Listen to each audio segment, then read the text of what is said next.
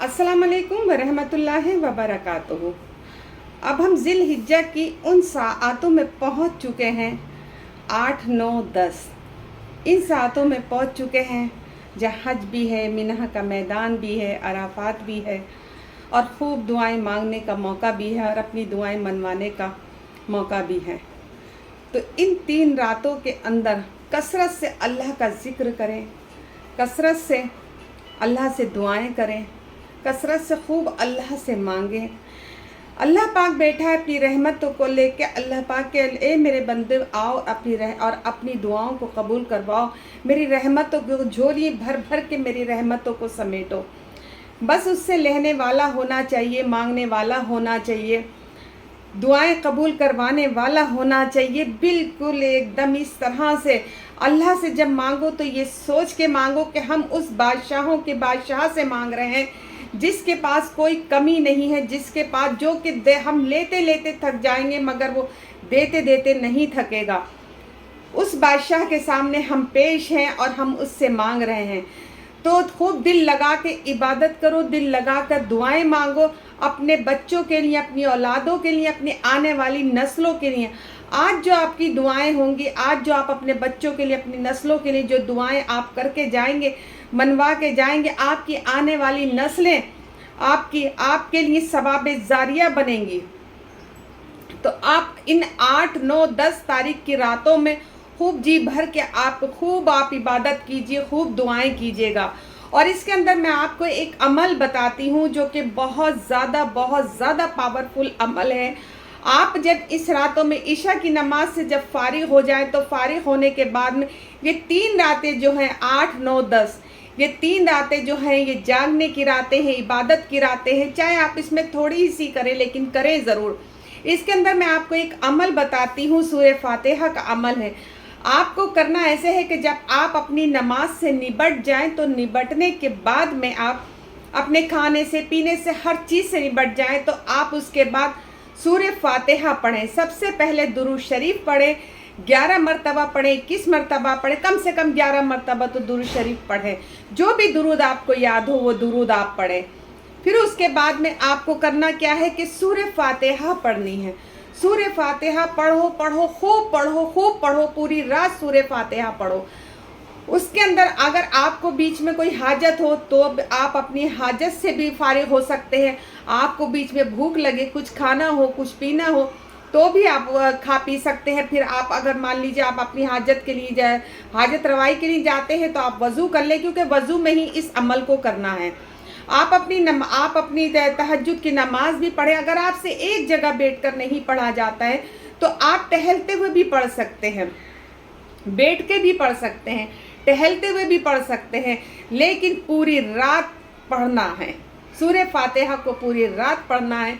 और जब आप सूरह फातिहा जब आप पढ़ेंगे तो पढ़ते पढ़ते आप फिर बीच में तहज्जुद आएगी, फिर तहज्जुद की नमाज को अदा करेंगे। आप अपनी तहज्जुद की नमाज अदा करेंगे और अदा करने के बाद में आप फिर सूरह फातिहा पढ़ेंगे और उसके बाद सूरह फातिहा पढ़ने के बाद में आप दुआ करेंगे।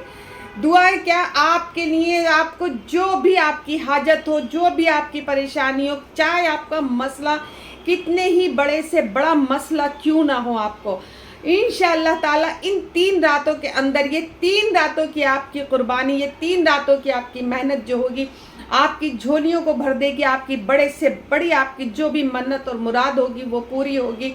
अल्लाह से आप इंशाअल्लाह ताला आप अल्लाह से मनवा लेंगे, अल्लाह पाक आपकी झोलियाँ भर देगा। फिर उसके बाद में आपको अपनी फजर की नमाज अदा करनी है। जब आप दुआ कर लेंगे, दुआ करने के बाद में जो भी तस्बीहात आप करना चाहें वो कर सकते हैं। फिर फजर की नमाज अदा करें। फजर की नमाज अदा करके अपनी नमाज से फारिग होकर जो भी आप सूरह यासीन पढ़ते हैं, जो भी तस्बीहात पर करते हैं वो आप अपना करें। इसी तरह से आपको ये अमल 3 रात करना है। इंशाअल्लाह ताला अल्लाह ने चाहा आप ये देखना कि आप वाकई में याद करेंगे कि किसी ने ये अमल बताया था। इतना पावरफुल ये अमल है और कोई मुश्किल भी अमल नहीं। इबादत तो हमें करनी है, पढ़ना तो हमें है ही। تو کیوں نہ ہم وہ جس سے قرآن پاک جب شروع ہوتا ہے تو اللہ پاک نے اس، جبکہ 30ویں پارے میں ہی صورت ہے لیکن اللہ پاک نے اس کو سب سے پہلے، جب ہم 30واں پارہ پڑھتے ہیں تو الحمد سے شروعات ہوتی ہے، اور جب ہم قرآن پڑھتے ہیں تو قرآن کے اندر سب سے پہلے الحمد شریف ہوتی ہے۔ اللہ پاک نے آدھی صورت اپنے لیے بنائی اور آدھی اپنے بندے کے لیے۔ اس کے اندر آدھی اللہ بتا رہا ہے کہ میں کیا ہوں، اور آدھی بندہ کہہ رہا ہے کہ اللہ مجھے تجھ سے کیا چاہیے۔ جتنا آپ مانگ سکتے ہیں، جتنا آپ کر سکتے ہیں، جتنا مانگ سکتے ہیں خوب مانگیے، رو کے مانگیے، گڑ گڑا کے مانگیے، بالکل ایک بھکاری کی طرح مانگیے۔ میں ہمیشہ ہر ویڈیو میں کہتی ہوں، آپ کس سے مانگ رہے ہیں، آپ اس کی شان کریمی دیکھیے، آپ اس سے مانگیے، بے پناہ جھولیاں بھر بھر کے مانگیے، تھوڑا نہیں مانگیے، خوب سارا مانگیے۔ اللہ پاک آپ کو بے حساب دینے والا ہے، اور وہ جسے چاہتا ہے بے حساب نوازتا ہے۔ تو اللہ پاک ہم سب کی پریشانیوں کو دور کرے، ہم سب کی مشکلوں کو آسان کرے۔ اللہ پاک ہمیں تندرستی و صحت عطا فرمائے، ہماری بیماریوں کو دور کرے۔ اللہ پاک ہماری آل اولاد، ہماری نسلوں کو، آل اولاد کو، آل وال کو اللہ پاک کامل ایمان والا، کامل اخلاق والا، کامل اخلاص والا اور کامل برکتیں عطا فرمائے ہماری نسلوں کو۔ اللہ پاک ہم سب کو دجال کے فتنوں سے بچائے۔ دجال کا فتنہ ایک اتنا بڑا فتنہ ہے جس سے کہ آپ کا ایمان بھی جا سکتا ہے۔ تو اللہ پاک ہمیں دجال کے فتنوں سے ہمیں بچائے، ہماری نسلوں کو بچائے۔ اللہ پاک اس بابرکت ساعتوں میں، بابرکت دنوں میں، ان بابرکت راتوں کے اندر اللہ پاک ہماری ہر مشکل کو، ہر پریشانی کو رفع دفع کر دے۔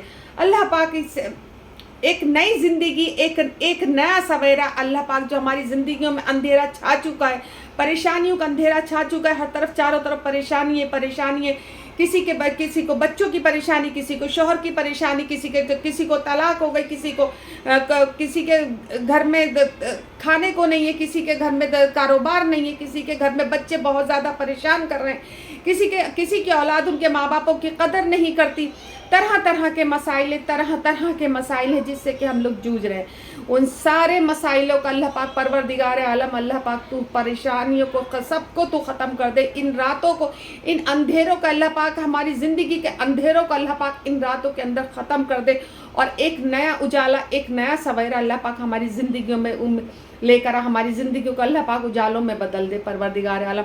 اور جو تیرے نام پر قربان ہو رہے ہیں اللہ پاک تو ان کی شہادتوں کو قبول مقبول فرما، ان کے لیے آسانی عطا فرما، ان کی ہر پریشانی کو دور کرے اللہ پاک تو ان میں اللہ پاک تو بے حساب برکتیں عطا فرما، اللہ ان کے لیے ہر مشکل کو تو آسان فرما اللہ پاک، تو دشمن کو زیر کر، نست و نابود کر اللہ پاک، تو ان کی ہر چیز اللہ پاک تو انہیں صبر جمیل عطا فرما اللہ پاک، تو ان کی ہر چیز، ان کی جان مال عزتوں کی حفاظت عطا فرما اللہ پاک، تو ہمیں معاف فرما اللہ، تو ہمیں معاف فرما کہ ہم دعاؤں کے سوائے ان کے لیے کچھ نہیں کر سکتے۔ جتنا ہو سکے، ہم اتنی دور بیٹھے ہم کچھ نہیں کر سکتے تو ہم ان کے لیے دعائیں تو کر سکتے ہیں، جتنا ہو سکے ان کے لیے دعائیں کیجئے، اور ان کے حق میں بے حساب دعائیں کیجئے، اپنے لیے دعائیں کیجئے، اپنی نسلوں کی دعائیں کیجئے۔ یہ وہ وقت ہے جب کہ دعائیں قبول ہوئی ہیں۔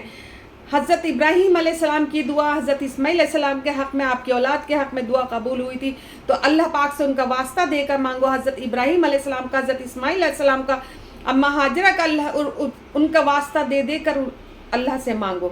تو میں یہی کہوں گی، اس کو کہتے ہوئے اپنی بات کو ختم کرتی ہوں کہ آپ جتنا ہو سکے آپ دعائیں مانگے، میرے لیے بھی دعا مانگے، اور میں بھی آپ سب کے حق میں دعا کرتی ہوں، سبھی کے لیے دعائیں کرتی ہوں۔ اور اگر آپ کو میری ویڈیو پسند آتی ہے تو میری ویڈیو کو سبسکرائب ضرور کیجئے، لائک کیجئے، شیئر کیجئے، کمنٹس کیجئے، اور مجھے بہت اچھا لگتا ہے جب آپ اپنی محبتیں میرے ساتھ بانٹتے ہو، تو مجھے بہت اچھا لگتا ہے۔ اور اللہ پاک آپ سب کی ہر مصیبت، ہر پریشانی کو دور کرے، اور اگلے سال، آنے والے سال میں اللہ پاک ہمیں، آپ کو، سب کو حاجی بنائے۔ اللہ پاک جو آج ہمارا دل تڑپ رہا ہے، بے چین ہو رہا ہے، وہ سب ہر سال بے چین ہوتا ہے، تڑپتا ہے کہ یا اللہ ہمیں بھی ان لوگوں میں شامل فرما دے، ہم بھی اس قافلے کے ساتھ جائیں، ہمیں بھی تو حاجی بنا دے، ہم بھی حج پر جائیں۔ بہت دل روتا ہے، بہت دل تڑپتا ہے۔ میں دعا کروں گی اللہ پاک آپ سب کو حاجی بنائے، سب کو اپنا گھر دکھائے اللہ پاک، اور ہمیں بھی حاجی بنائے۔ میرے حق پہ بھی دعا کیجیے گا، آمین ثم آمین۔ اپنا